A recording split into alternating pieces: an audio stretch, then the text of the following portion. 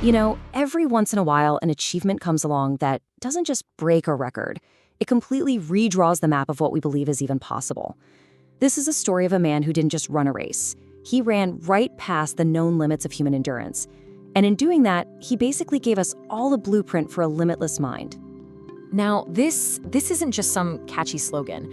For Eliud Kipchoge, this is everything. It's the core philosophy that powered every single step he took, from a dusty village road in Kenya all the way to the top of the sports world. It's this powerful idea that the barriers we think are so real are mostly just in our own heads. 1 hour, 59 minutes, and 40 seconds. Just let that sink in. For decades, running a marathon in under 2 hours was like the holy grail. It was something people said was physically impossible for a human being to do. But then, on one perfect morning in Vienna, Kipchoge made it happen. So that number, it's not just a time on a clock. It's a whole life's work right there. And that is the real question, isn't it? How did he do it? This wasn't just about having fast legs or great lungs. It was about building a mind that was absolutely bulletproof. So, we're going to break down how Eliud Kipchoge actually constructed that mindset piece by piece to do something nobody thought could be done. All right, to really get this, we've got to go back to the beginning, way back. See, Kipchoge's journey didn't start in some fancy high-tech training facility. Nope, it started with the most basic, powerful stuff there is: discipline, humility, and a quiet will that was forged in his childhood. Just take a look at this. The global icon we all know today, he was built by the kid on the left. Growing up in rural Kenya, raised by a single mom, running miles just to get to school wasn't training, it was just life. And that daily grind, day in and day out, that's what created the deep sense of patience and discipline that would become the foundation for his entire career. Behind almost every great athlete, there's a great coach. And for Kipchoge, that person was Patrick Sang. Sang, who was an Olympian himself, saw something more than just a fast kid. He saw control. He saw a deep willingness to listen, to learn. And that partnership, which has now lasted for decades, became the steady hand that guided all that raw talent towards history. Okay, so with that foundation set, this is where things really start to take off. But here's the thing, this wasn't some fluke. It wasn't just raw talent exploding onto the scene. No, this was a plan, a methodical, patient, long-term mission to completely take over the world of distance running. So let's just trace this journey. It starts back in 2003. He's just 18 years old, and he absolutely shocks everybody by winning the 5,000-meter World Championship at 18. He then proves it's not a one-off with Olympic medals, but the real game changer, 2013. That's when he moves up to the brutal challenge of the marathon. And by the time he wins gold in Rio in 2016, well, honestly, nobody was surprised. It just felt inevitable. The king was finally on his throne. So he's beaten all the competition. What's left?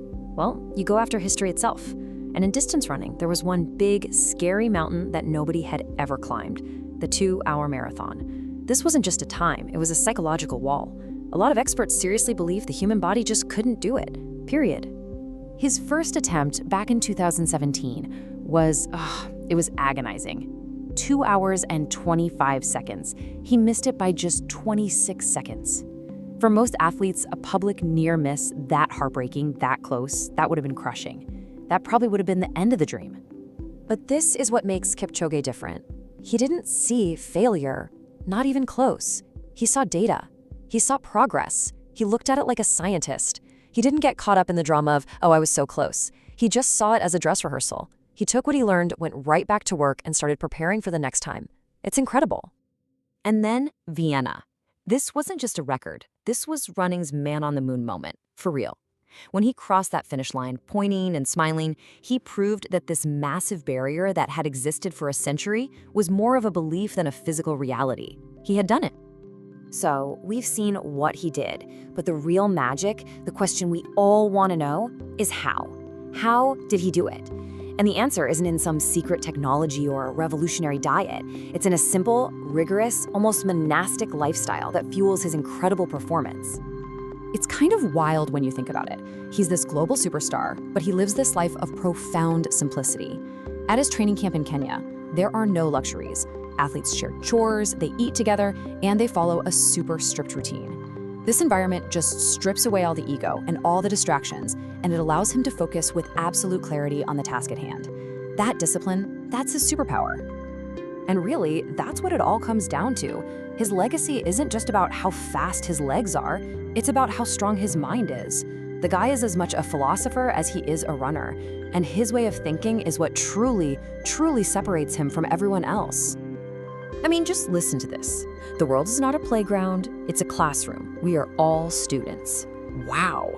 Think about that for a second. He sees every single experience, whether it's a win or a loss, as an opportunity to learn something. He never stops being a student. And that constant hunger for growth and self-improvement is the engine that drives him. So you could really boil his whole approach down into these 4 principles, the Kipchoge Code.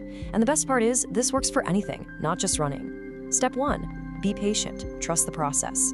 Step 2, be consistent. Success is built day by day. Step 3, be humble.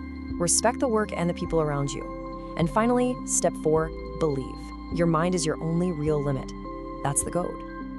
You know, when it's all said and done, records will be broken again. They always are. But what Kipchoge did, that's permanent. His real legacy isn't the number on the clock. It's that he raised our collective belief in what is possible. He fundamentally shifted human perception, and that is something that can never, ever be undone. By running through a barrier that everyone thought was unbreakable, Eliud Kipchoge forces all of us to look at the impossible walls in our own lives. He proved a limit was just a story we told ourselves. So the question he leaves for all of us is this: what's the story you're telling yourself? What belief is limiting you?